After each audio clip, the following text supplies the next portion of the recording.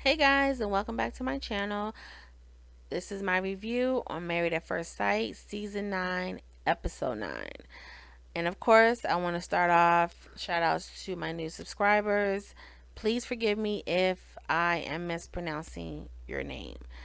We have Thenjiwi Meyiwa, TD Anita, Kargar 11, and also new visitors that left comments. We have Dorothy Burns and Helen Oli Funk Adebayo.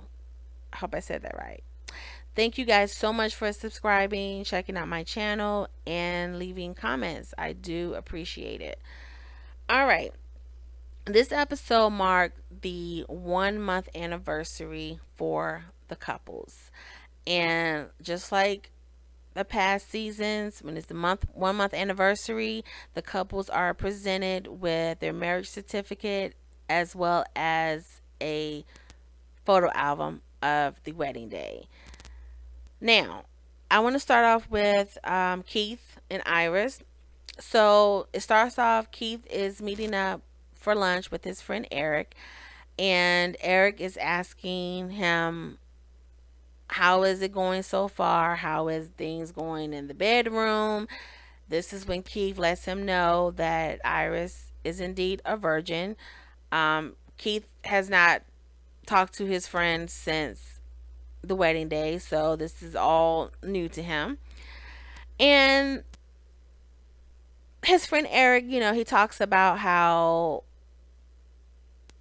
Keith, he knows this is a struggle for Keith because Keith hasn't or doesn't usually go very long without having sex. He talked about how intimacy is very important. It can make or break a marriage, which is true.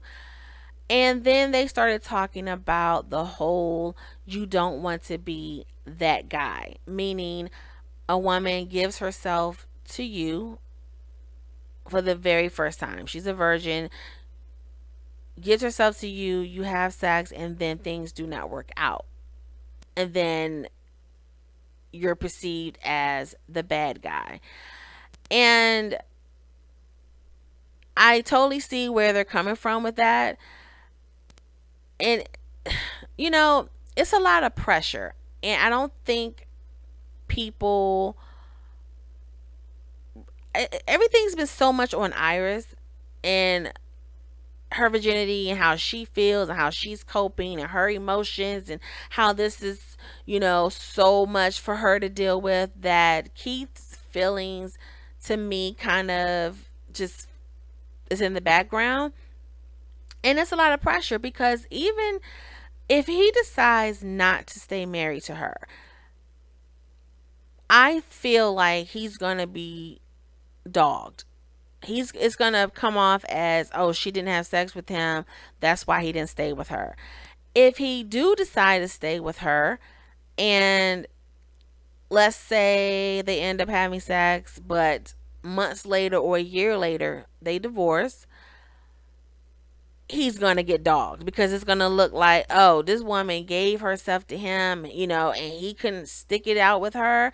He ends up leaving her. That's messed up. He's a dog. I think either way, he's going to be perceived as a bad guy. I really do. And with that, I feel like that's pressure. It's pressure on him because all of that's playing in his head, how he will be perceived. So, anyway, we move on to Iris meeting with her mom. They're hanging out at the pool, and I really love this scene because having that mother daughter talk where her mom is basically expressing to her, and I love the analogy she used with the swimming pool and their marriage. Like, hey, it's just like getting on that diving board and diving into the pool. If you belly flop, okay, get up, try it again. And then Iris goes into the whole Yeah, he tells me that my virginity is a concern for him. And she's saying it with an attitude, and that's what I mean by, to me, it seems like Keith's feelings is in the background. So any mention or anything he says other than praise regarding her virginity, she takes it personally. She takes it and looks at it in a negative way. And I'm so glad her mother said, you have to stop looking at it in a negative way. She personally thinks, and I personally think as well, it's coming from a caring place. It's not so much of your virginity, more so of the pressure that's on him. And not only that's on him, but for the world to see. You know, in his mind, maybe he's thinking, when that time, or if that time comes, can I or will I be what she needs me to be in that moment? And so I looked at it like this. Okay, so let's say in the past, women that he's dealt with experienced, sexually experienced, and there's a difference, So let's say, just for an example, let's say he's having sex with a woman that's experienced, okay? Let's say, no, it's the position they're in is painful, okay? Very uncomfortable or painful for her. As an experienced woman, 9 times out of 10, she will more than likely know how to maneuver. So either maneuvering her body, shifting it, like she can do all of this non-verbally. Maneuver her body, move to the left, to the right, up, down, whatever, to adjust to see if that would make things more comfortable. She don't even have to let him know that she's uncomfortable. He won't even know, probably won't even care that she's moving all around, as long as, it doesn't as long as things keep going, right? She can even flip things around and change positions on him. And now she's comfortable. They can continue, and he had absolutely no clue that she was uncomfortable in the position they were in and the way he was moving. All he know is, hey, we're still at it. Things are good. Whereas a virgin may be more verbal with how she's feeling in that moment. Meaning, same scenario. She's uncomfortable, it's painful, whatever. Instead of maneuvering and just flipping things around without saying anything, she may be verbal with, ouch, that hurts. Can you please stop? Wait a minute. Can we change positions? This is hurting me. Can you put my leg down? And of course that can kill the whole moment. So once again, that's pressure on him. I'm pretty sure all of that is playing in his head. So I bet you at least twice a week he's thinking about, oh my gosh, how is it going to be? Because let's say if the first time is uncomfortable for her, she may not want to do it anymore, or for a while. That's something he has to deal with. So her mom putting it in that perspective, I hope Iris heard her. You know what I mean? Like really heard and listened to what her mother was saying and take it to heart. Like stop taking it as a dig. Stop taking it in a negative way. Consider his feelings in this process, because yeah, he has feelings too during this entire process. He's going through it the same way you're going through it. Not necessarily the same way in terms of, this being her first time, she's never doing it, but he's in this with you, you know? Anyway, so I hope Iris received that and allow herself to put her guards down. Now, I still feel like she should wait until after the experiment. And so at the end of 8 weeks, when they decide to stay together, I think she should wait until then to sleep with him. I just do. I think all of that should be done once the cameras are off, they're comfortable, they're lax, and even though he can leave now, don't get it twisted. Not to say that he won't leave her if things don't work out, but I just feel like, and you know what, she may open up at that point because maybe she'll feel like, hey, 8 weeks he hung in there, he still wants to stay married to me. Now I feel like I can do this. So I hope that's the case. Now, they go horseback riding, and while they're on horseback riding, they have lunch. And this is where I noticed that Keith is very, very limited as far as expressing himself. And I don't know if it's because up until this moment, it has all been about Iris. Iris is very chatty. She's very hyper, overbearing at times. So Keith kind of falls in the background, and you're so focused on her and her antics that you don't really notice him. So I thought it was just that. But this episode, Iris was very calm through the entire episode. And so with her being calm, it's kind of put Keith in the forefront. Now you get to look at him. And looking at him, he's just very out of everybody on the show, the men and the women. Keith is the one that I don't know, that I don't know much about personality wise. He doesn't say much. He doesn't like his expressions. He has the same facial expression, the same tone when he's talking. It's just, I don't know, like he's just there. So when they're having lunch, um, after horseback riding, and Iris is saying how she appreciates, him caring for her, being patient, being understanding, of her whole virginity thing. And his response was, I appreciate that. Okay. Then she gives a toast and she's like, 1 month down, forever to go. His response was, I love it. They clink glasses and, you know, they drink the champagne, they finish lunch. Okay.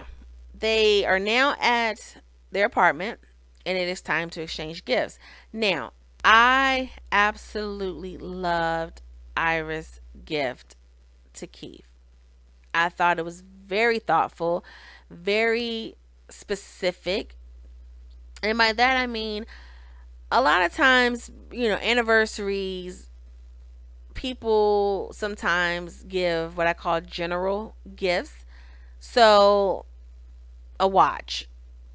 He can have 1,000 watches, but because that's one of the normal gifts that you give a man, or some cologne, nothing specific to his likes. Not unless he's a watch. He just loves to collect watches. But I mean, let's just say, for example, okay, so then she knows that he liked vinyl records. Now, that's very specific, okay? Let's say if she came and, I don't know, bought him a football jersey and a hat, because that's a guy thing, right? Or bought him a watch or some cologne. No, she knew, she paid attention and she knew that was something that he loved, and she went out and got something that was personal and specific for him. I loved it, and he loved it too, because oh my god, I thought he was going to explode in tears. You can tell he was so touched by that. Now, he said thank you and I loved it. I love it. And was talking about how he didn't have, that was the only Prince album he didn't have. But other than that, nothing. Okay. Keith is he is a man of few words. Okay. So he presents Iris with her gift. It's a necklace, pretty necklace. Now he said he know that she likes jewelry, so he got her a necklace. Would I call that a very specific personal gift? Probably not. It's kind of general, but again, she seemed to like it, and yeah, they both seemed to like their gift. They expressed that they liked it, and it ended off a good night. Now I know Keith probably was thinking, oh, this is the month. Is it gonna happen? And they went in, got in the bed, and he turned that light off. They went to sleep, right? So, moving on to Greg and Dianna. All right. They go bowling. Okay. And I thought it was the cutest thing. They really enjoy time together. They have fun. It seems genuine, and I like it. Um, Deanna seemed a little more on the wild side than Greg, but I like the fact that Greg is willing to be silly with her. The fact that he's willing to try new things, with the whole octopus at dinner. And she said that she really liked that. Whether you like it or not, or you continue to do it, the fact is that you tried it. So they're bowling, and just having a good time, and they do the whole bet, like, if I get a spare, if I get a strike, you do the chicken dance, we get 4 kisses, all of that good stuff. So after that, they go to dinner, and this is where he's trying the octopus, and it was so funny because the look on his face and the music they were playing in the background as he was eating it.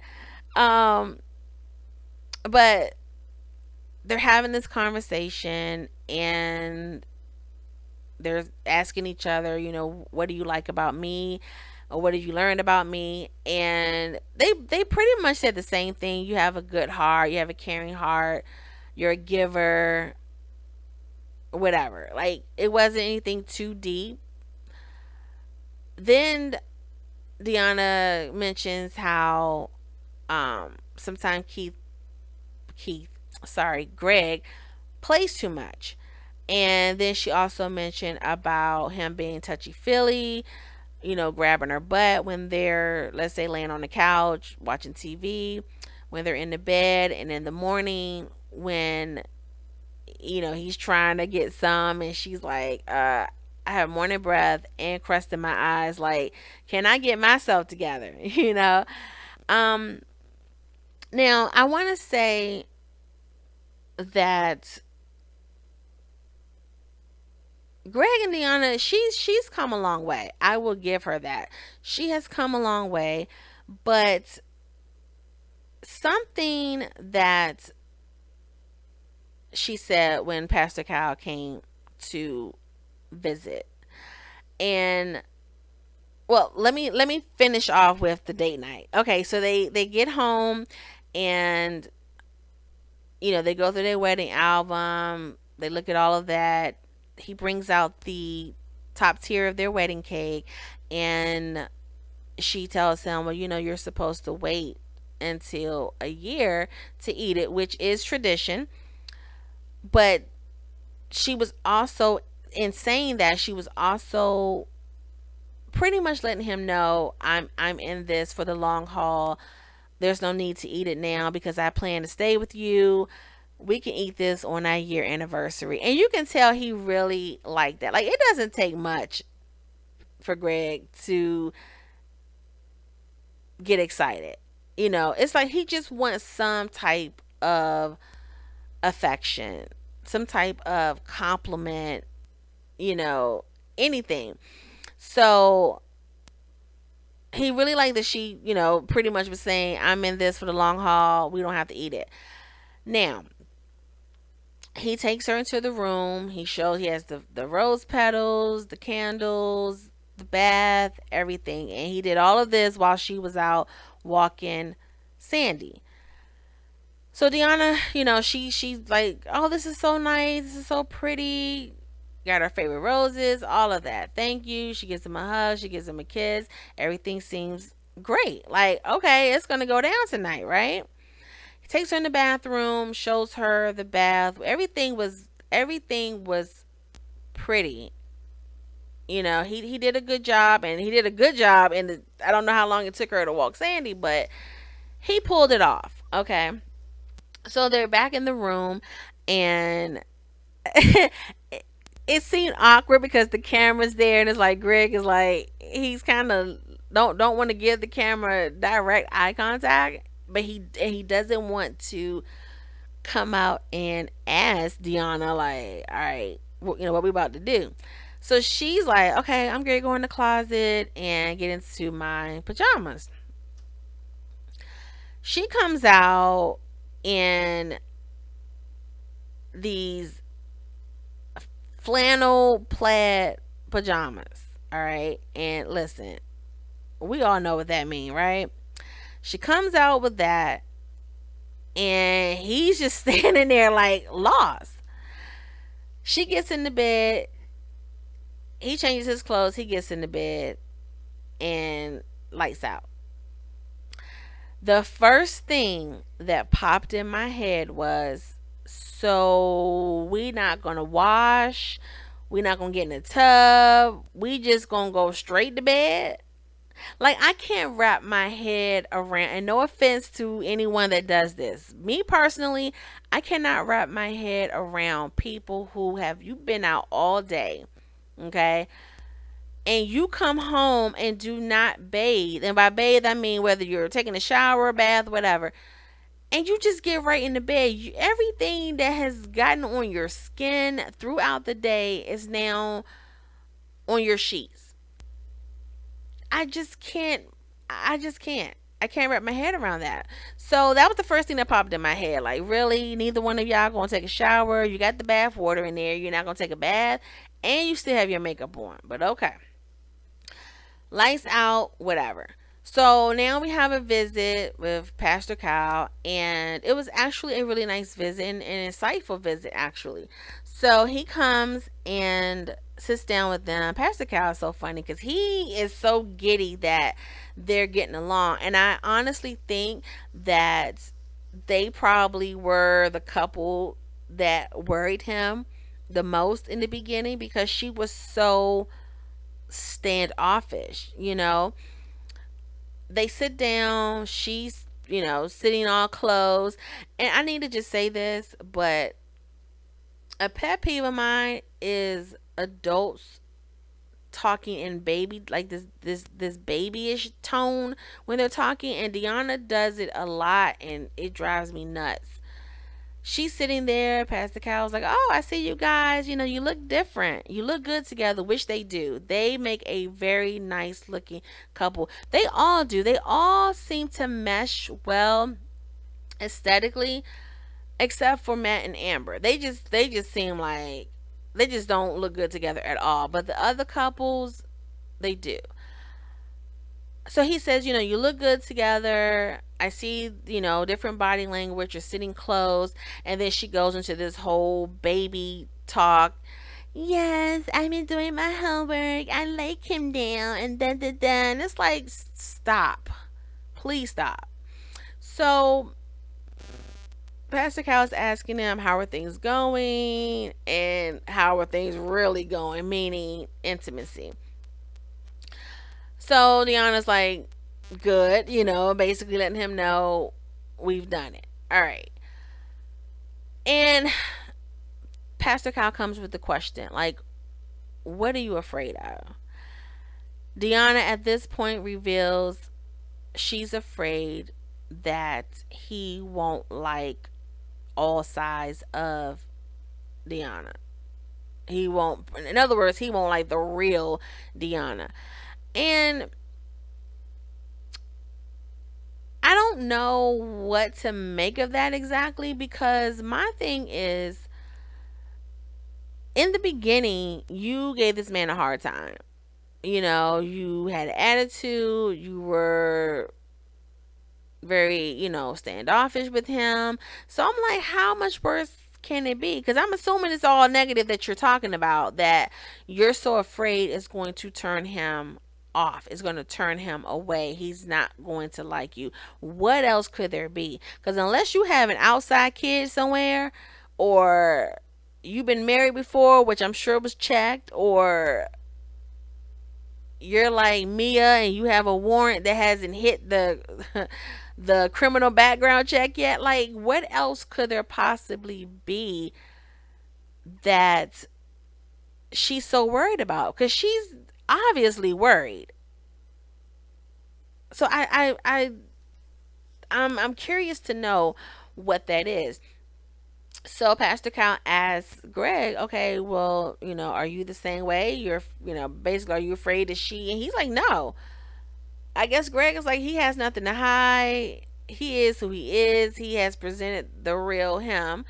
So he doesn't feel the same way. Um, then Pastor Cal just broke it down, and he tells Dianna, he said, look, I feel in my gut that Greg is a good guy. He's gonna care for you. He's gonna take care of you. He's not going to hurt you. And in that moment when he said that, you can kind of see this sign of relief in her face. And she said, she feels that too. And when she does her confessional, she admits that she does see Greg in that way. She agrees with I keep calling him Doctor Pastor Cal, but it was something about hearing him say that, that just brought it all full circle for her and made her feel comfortable that what she felt about Greg, what type of person that he was, that someone else saw it too and verbalized that to her. One thing that she said that I found touching and that I was actually surprised to hear from her, when she said, Greg is what I asked God for. He's everything that I wanted and more. But not only that, he's what I need. And I think that's a key element, because a lot of times people in general, we it's always about what we want. Like, that's in the forefront. What we want our spouse or significant other to look like, how we want them to act. They have to have this type of job. We want them to have, this type of income. Even down to, we want them to have this certain type of car and house and all type of things. And to each his own. There's nothing wrong with having a checklist. There's nothing wrong with having expectations and wants. But I think oftentimes our want supersedes what is actually good for us, what we actually need. Because you can have all these things and this person can be a total asshole. You know what I mean? This guy can have all the money in the world, can be fine as all get out, the bomb in bed, have everything, but be abusive. So maybe you don't. It'd be in the perfect world, he would have all these things and be Prince Charming. But maybe he's not 6 feet tall. He's not 6'5". Maybe he's 5'10" and have everything. You know what I mean? So maybe he's a person that is very compassionate and very giving, and he doesn't mind sharing the housework and taking care of the bills and just taking the pressure off of you so that you're not stressed out. So that's a situation where it's need what you need to make your life better, to make you a better person versus all of these wants. So I really like hearing her say that. I want to touch on the whole intimacy part with them. Okay, everything else seems fine with them. They're getting along. She's affectionate with him, playful. They don't seem to have a problem as far as communication on a surface level. However, when it comes to intimacy, I'm noticing a pattern in terms of, I don't know. Dianna seems turned off when it comes to being intimate with him. So this is what I'm thinking. Throughout their normal day, their normal interaction, I honestly think she's turned on. Like, different things turn different people on. When he's trying new things, when he's being adventurous, she likes that. It turns her on. Seeing him with his boys, and then they're having their date night, and he's playing and being goofy with her, that's a turn on. When he's trying new things like the octopus, that's a turn on. So I think she gets turned on until it actually comes to the actual intimacy, the actual sex. And I say that because she's still uncomfortable with him touching her, like with the whole, yeah, you do a little too much, with the butt grabbing, um,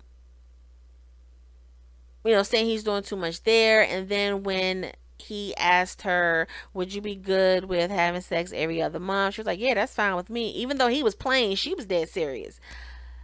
Then when they actually had sex right after, she didn't really talk about it. It was all about her being sick right after. So I'm trying to figure out, is it that she's just not sexually attracted to him? Like, you can be attracted to a person in all other aspects, and just when it comes to sex, you're just repulsed, and I don't know if repulsed is just, I'm being dramatic with it, but is it the act itself? Is it him? Because we know she doesn't have a problem in the sex department. Okay, she's made that perfectly clear. She has had sex with guys that was just, pretty much a friends with benefit situation, right? Now you have this husband.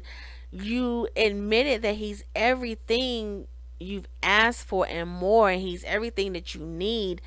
You guys are getting along great. Sandy loves him. Everything is great, but the sex part, it's just, is it that he's too small? Is it that he's not good?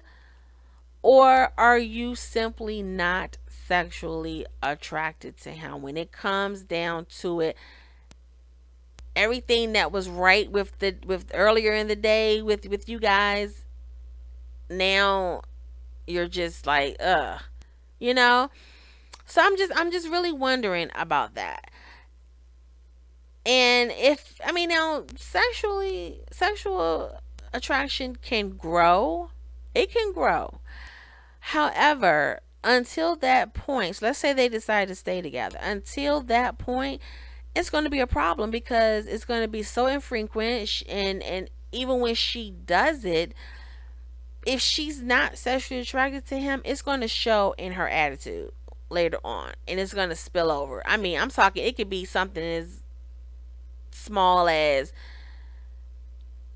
he scrambled her eggs too hard, and he didn't put enough cheese on it. It's not even about the cheese eggs. It's about, we had sex last night and I'm not feeling you in that way. And so now she's just starting arguments or doing things so that he won't try it again anytime soon. I don't know, guys. I'm just, I'm just noticing that with them. When it comes to sex, she seems to be turned off by it. Hopefully they'll get it together because outside of the sex, everything else seemed to be on point. So, yeah, we'll see. We have a little ways to go. All right, let's get into Matt and Amber. I okay. Is it me or does it seem like the experts may have had a little talk with Matt? Because now Matt is landing on so thick, it doesn't come off as authentic. He's just like, this dude went from never complimenting his wife, acting like he's so annoyed, not coming home at night, coming in with no real explanation, greeting her like she's some dude, to now, oh, she looks so good in that dress. Oh, she's so this and that. And yeah, I want to be everything to her. And really, now, not now, maybe he saw the light. Maybe he wants to give it a chance. But yeah, that's something you have to wait and see. But it seemed like maybe the experts were like, Matt, look, you need to get it together. I I don't want to say they're telling this dude to fake it till you make it, but they're probably like, look, give it a real chance, and if you don't feel like it's working at the end of the 8 weeks, then you know, divorce her and move on. But at least give it a chance. Like, I really can see them saying that, right? So he is just, I mean, laying it on, right? Now, we see him at the apartment. Well, she's cooking lunch, dinner, whatever. And she's like, okay, let me go in the back, while the potatoes are cooking, and I'll be right back. She comes out in this dress and heels. And I'm sorry, I like Amber, but there is nothing feminine about Amber whatsoever. Like, even putting on a dress and high heels, she still seemed like a little boy to me. She's like a tomboy who just so happens to like having sex. You know what I mean? Like, there's and you know what? Be yourself. Be yourself. If going around with oily looking hair and no makeup and just doing the bare minimum is who you are, then so be it. I'd rather you be who you are than be uncomfortable trying to be something you're not. Okay. So anyway, she comes out and he's like, ooh, you looking good in that dress and all this mess. So they eat and talking about it being their month anniversary, all that good stuff. So we later see Matt practicing. He's singing and he's playing his guitar. And the first thing that came to my mind was he's auditioning.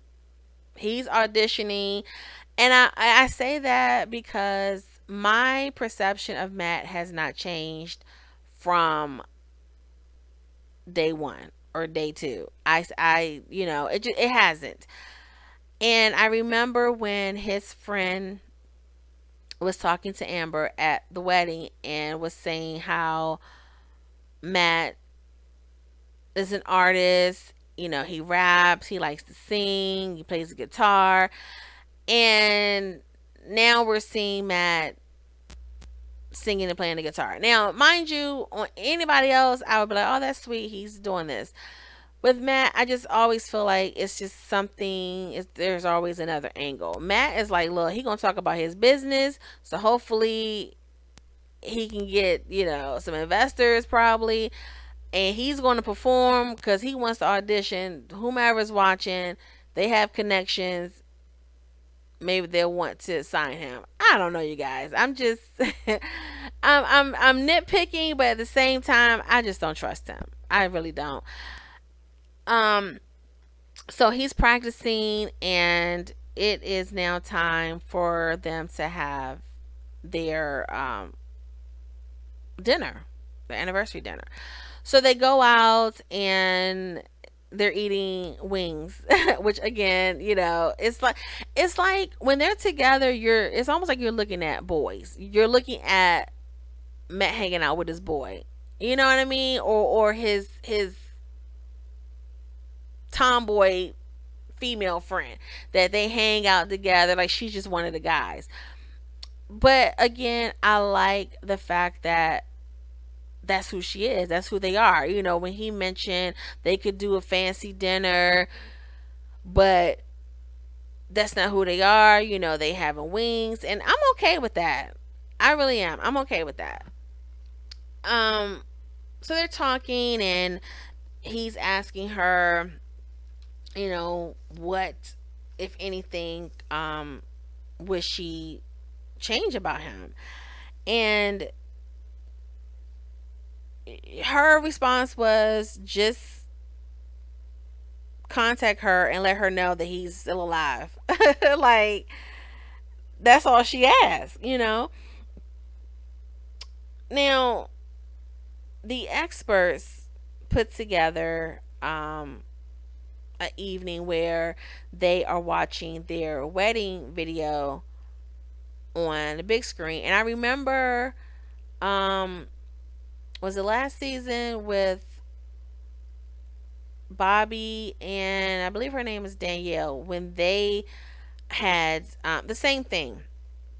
Now, Amber let it be known that the experts set this up. Now, when it happened last season, we thought, not last season, I'm sorry, season before, we thought that, or I thought that it was something Bobby did, he put together, but maybe the experts did it then too. I don't know.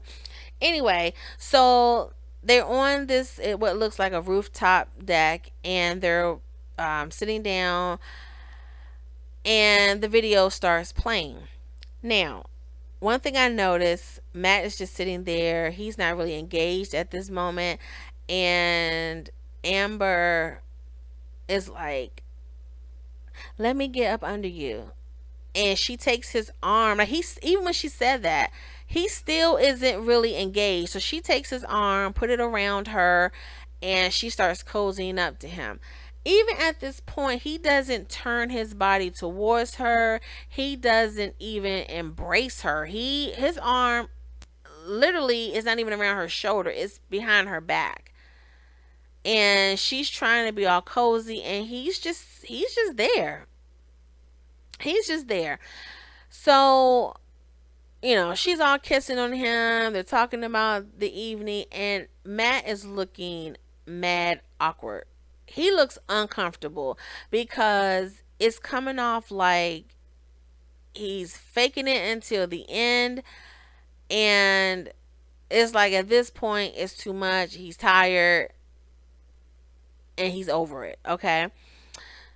So the video is over, and he's like, I have a gift for you. So he pulls out his guitar. Of course, she's excited. I mean, Matt could have drew stick figures on a piece of paper and labeled them Matt and Amber, and she probably would have burst out into tears.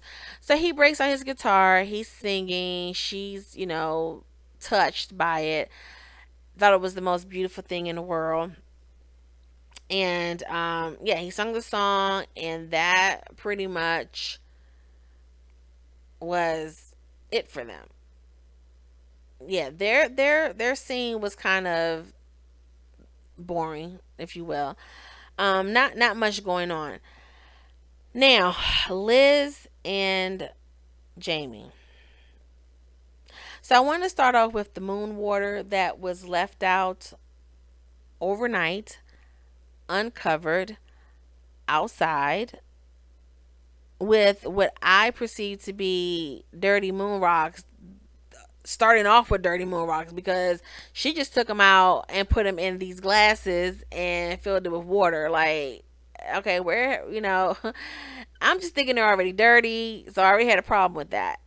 You send them outside, so then she goes get them, go and get them. She brings them in. She's like, oh, there may be, a little debris in it, but, and she's digging her fingers in the glass, taking out whatever's floating in there.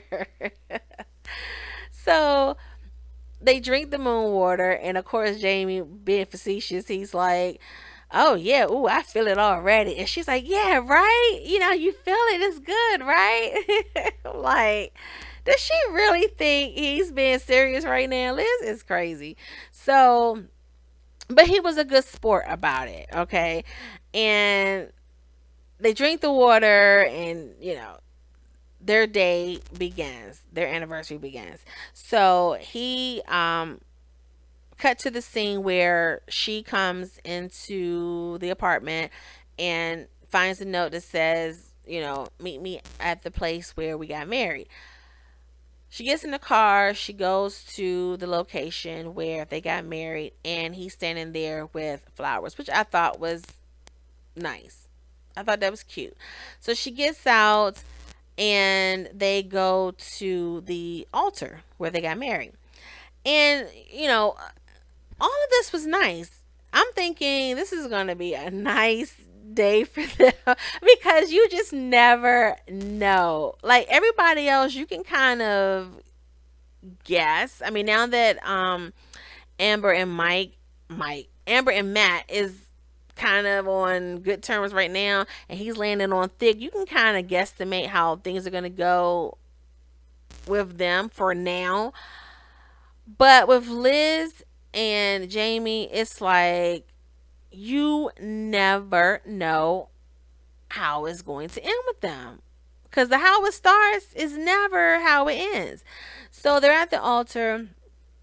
Everything is cute.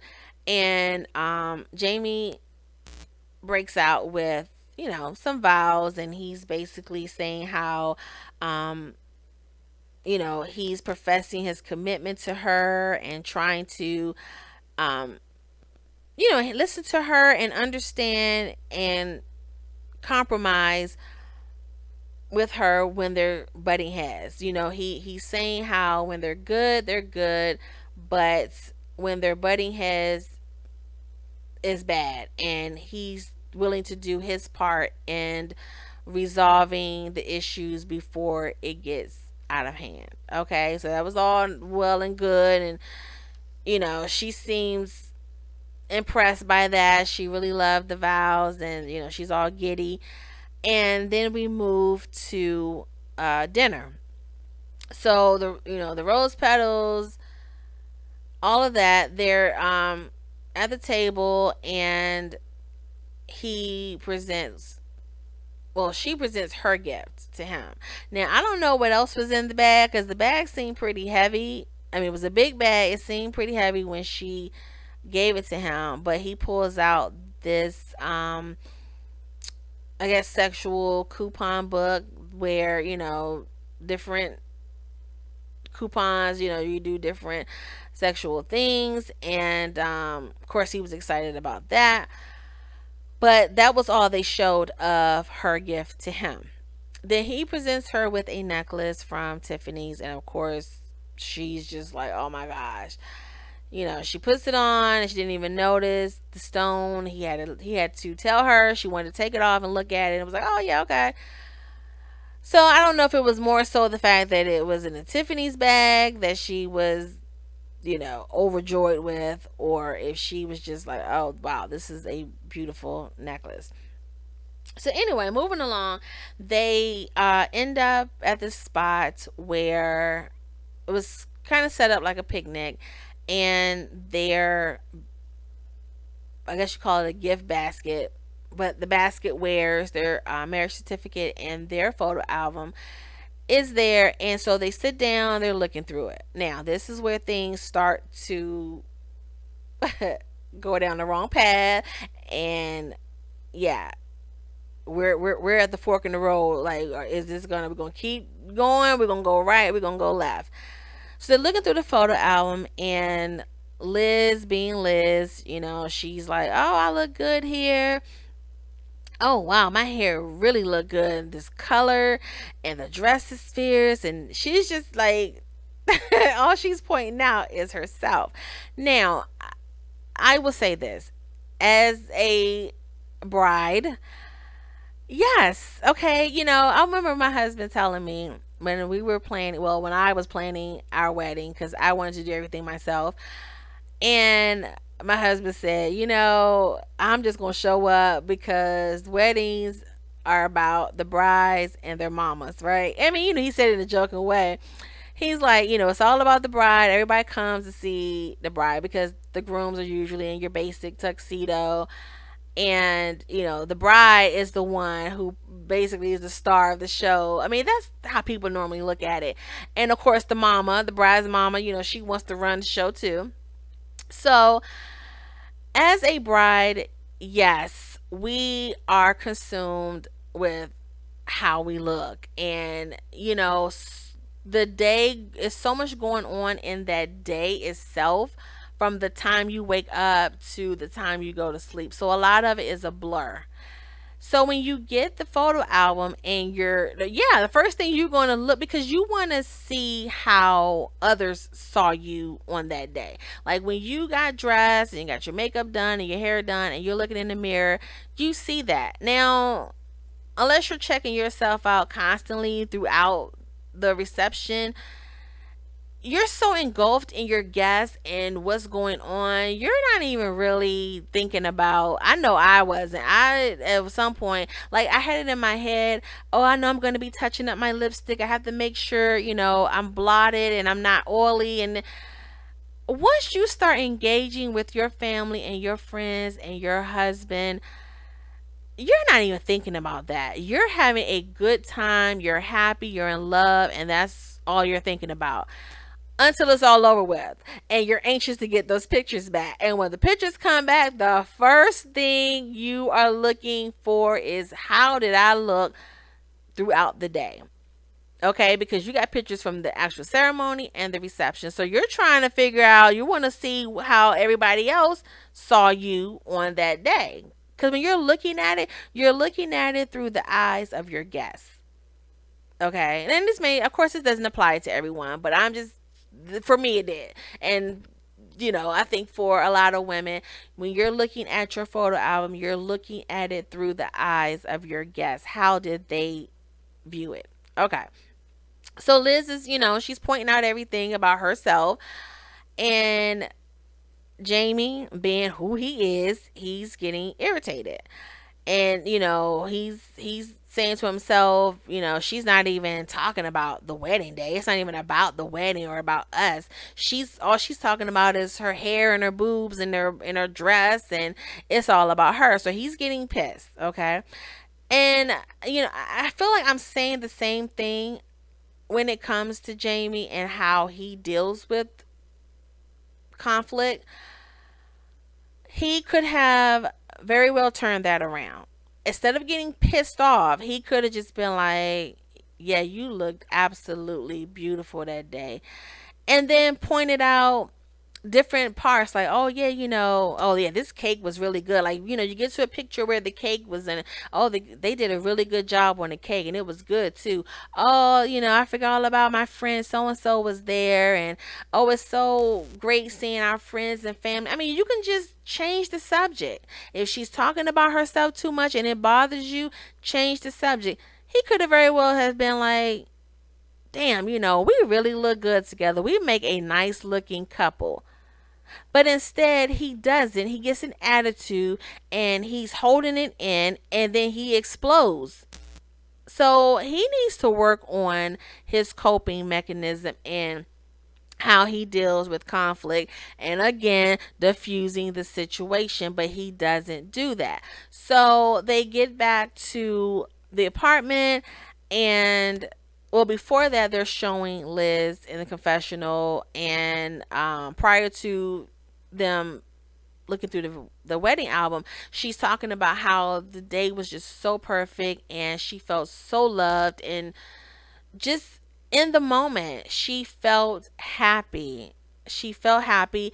One thing I wanted to touch on, when they were asking each other, like, what would you change about me? Both of them were like, oh, nothing, absolutely nothing. Um, everything is good. I'm like, what? Okay, now I get it. You don't.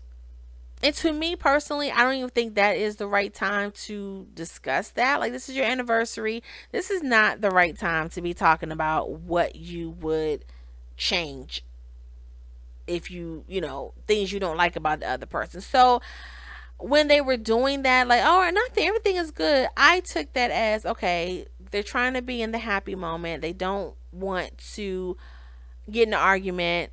I respect that. Okay. Now they get back to the apartment and Jamie's doing Liz is doing her confessional, and she's like, wow, things have just totally changed. I don't know what happened.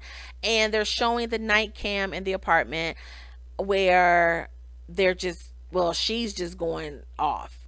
He's not really saying much. He's talking at a low tone. She's the one that's, loud and just very, very upset. And she's like, get away from me. I'm sick of this. Why do you have to be so critical of me?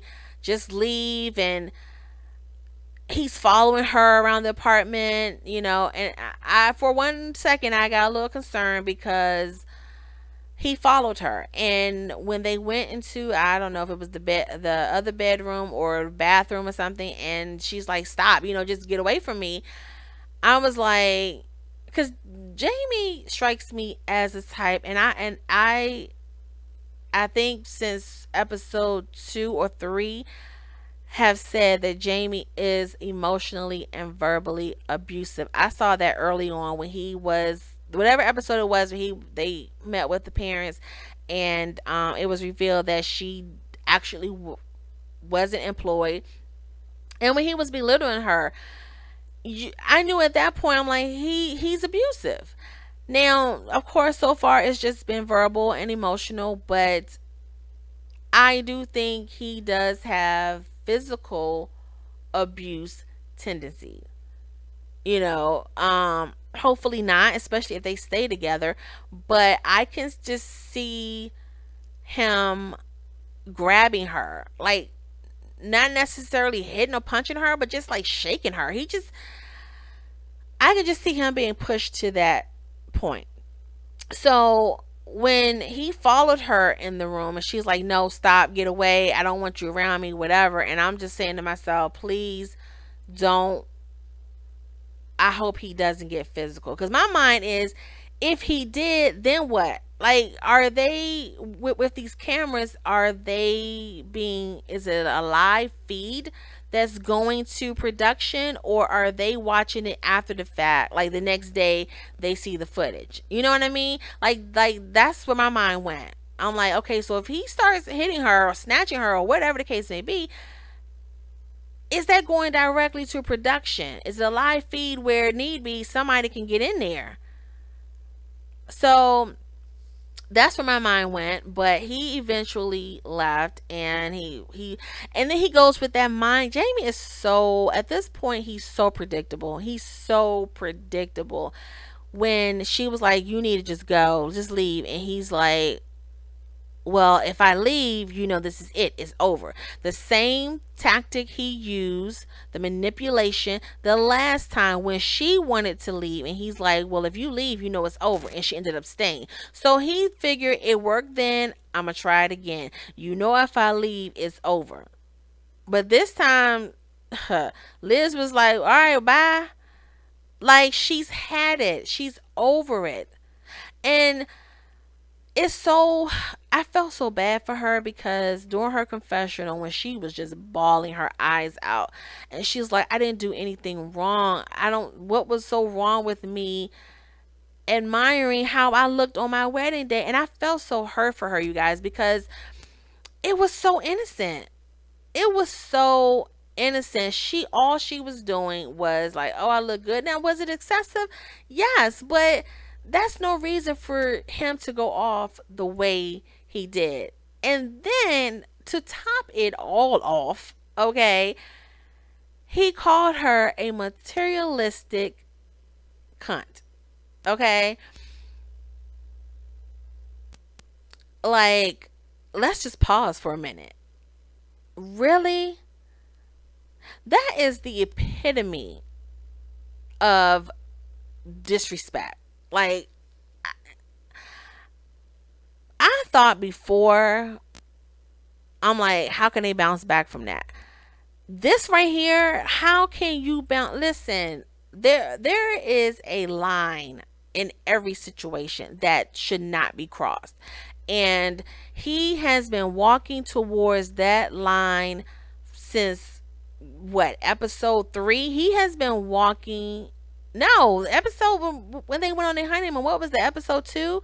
When they got in the argument about him going to lunch and she going back to the room. He was showing his butt then. Okay, so he's been walking towards this line the entire time, and to me, he crossed it a long time ago. But to her, I'm hoping this is it, because let me tell you something. When you allow someone to disrespect you over and over, it is not going to stop. I'm sorry, because now they have become conditioned. They know they can do it, and you're not going anywhere, and it's only going to get worse. So now that she's like, look, you can go. When he said, hey, if I leave, this is it, it's over. And she's like, well, whatever, you can go. And he leaves. She called his bluff. So at this point, they've called each other bluff. He left. She stayed when he did it. He left when she did it. So now what? At this point, I I don't even know. I mean, the experts are going to, I feel, push it. I hope not. I hope they talk to her and say, hey, if you feel that uncomfortable, if you feel threatened, if you feel unsafe, like, let's just stop this now. We can stop this now. But when I think back to Luke and Kate's situation from last season, I mean, this Luke was up. Now you talking about abusive. Oh my gosh, he was so emotionally abusive to Kate, and they allowed it to go on. Now, Pastor Cal met with them, and he kind of checked Luke, but it still went on. Now, I guess if the couples, they say, hey, we want it to end, they'll do it like they did. I can't think of the young lady's name, but the guy name was Nick, I believe, and she was not feeling him at all. Like, they were beefing the whole honeymoon, and she decided to end it before the 8 weeks. Okay, so, and she left. So it can happen. You can walk away. Um, will the experts encourage that? I don't think so, because it's a show. They're all about ratings at the end of the day. But I truly hope Liz walk away from this. I really hope she does. I wouldn't even mind if they showed her the rest of the time at home with her family, because personally, I feel like it's only going to get worse. It's only going to get worse, and you do not want it to get to the point where it is becoming physical. He does not respect her. And what I gather is, looking back on the conversation, the last big blow up that they had, where he was talking about, nepotism and her family, her father giving her a job and she not finishing school. And it almost comes off like he's bothered by the fact that she has a supporting family, that she thinks highly of herself, that she is a free spirit and don't really care what people think, or she comes off that way. It's like, with those elements, he doesn't have control over her. He just strikes me as a type.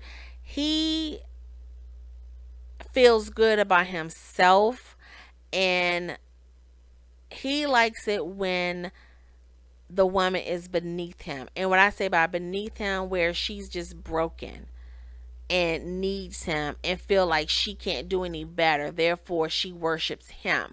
Because Liz made a comment, what did she say? She said, she doesn't understand why he's so critical, and now she feels bad about herself. She's like, it's like now I just, she feels bad about it. And I'm like, mission accomplished. That's what he wants. He wants you to have self doubt. He wants you to feel broken and feel like you can't do any better. That way he has total control. He wants to be praised. He wants to be put on a pedestal. You can just tell. And she I felt like she was doing that in a sense though. Like she was, always saying, "Oh, I can't get enough of you," and all the sex and this and that. And he was eating it up. But in return, he was wanting more sex. But when she started, checking him and coming back at him, oh, it's a problem. Like, how dare you question me? How dare you have a problem with anything I say and do?